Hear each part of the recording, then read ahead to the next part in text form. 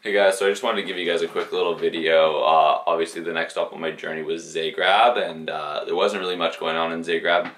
Some of the major stories that happened in Zagreb were just like a self-guided walking tour, my arrival late at night, and I went to the Plitvice Lakes, and then I just ended up settling in. So I'll just start with the arrival story. I got there really late at night. It was about 11:30. No public transit was running directly to the airport, so I didn't want to take the taxi because I knew I was going to get gypped on the price, and there was no more charter buses heading into the city, which was about 45 minutes away. So I walked about 10-15 minutes out to the main highway, waited for about 20 minutes late at night with my backpacks on for this bus. Eventually the bus came, and I'm fiddling around with my change trying to pay, and the guy's like, "Don't worry about it, just go, like, get on the fucking bus."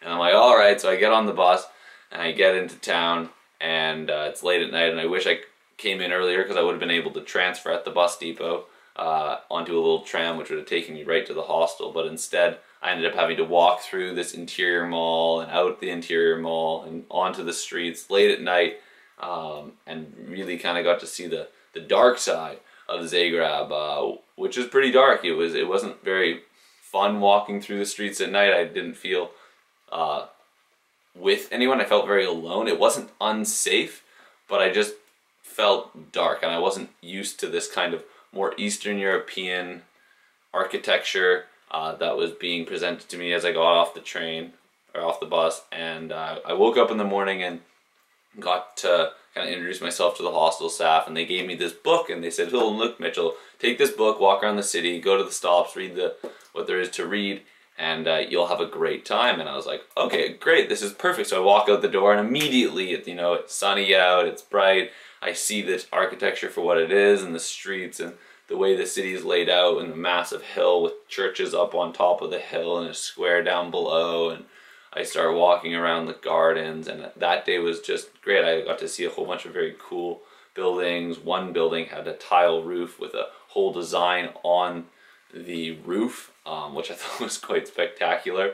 And I even actually ended up stumbling into a Nikola Tesla statue. Zagreb was a very close city to where he grew up, and Nikola Tesla for me is one of the kind of unsung heroes of our day, because he really did create a lot of the foundational technology that we get to use on a daily basis.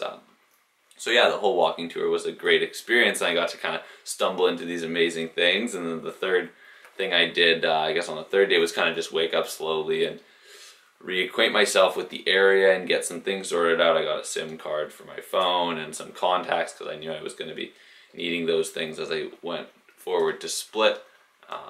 And then the last thing that I did is I went to the Plitvice Provincial or National Park, which was a gorgeous green jungly area with blue waterfalls and blue lakes and rivers and creeks. And I got to walk around there, and in the early morning, it wasn't that busy. It was quite beautiful. I got a chance to take some really cool photos, but towards the end of the day, I was literally just stuck in a train of people, one after the next, one step in front of the other person, taking photos and trying to absorb the natural environment. And it was just so unauthentic that I ended up having to just disconnect from it, and I was listening to my headphones. I listened to the Lord of the Rings audiobook pretty much the whole time I was in Zagreb. I ended up finishing the entire 90 hours or whatever it is of audiobook.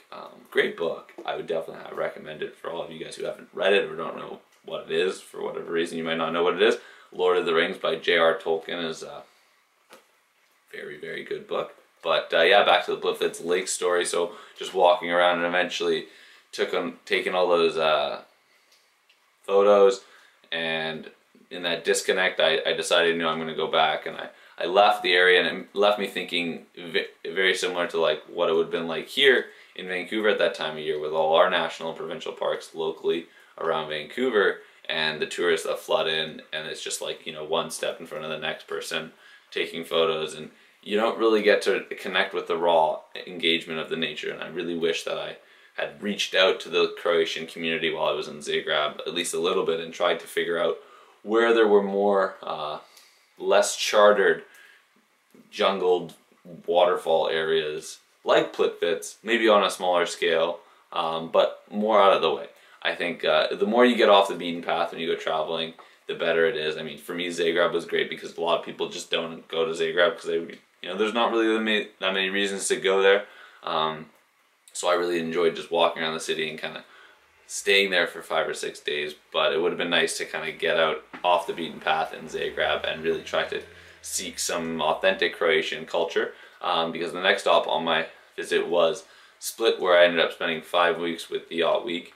And I definitely got to see some authentic Croatian culture. It was a different style, but that story and all of those kind of events I will talk about next time. I just wanted to give you guys a quick little video on my time in Zagreb. A little bit uneventful because I was just resting, but I have some photos and I hope you guys are enjoying these blog posts. Don't be afraid to check around the other bit of the other website content and subscribe with your email. Thank you. Have a good day, guys.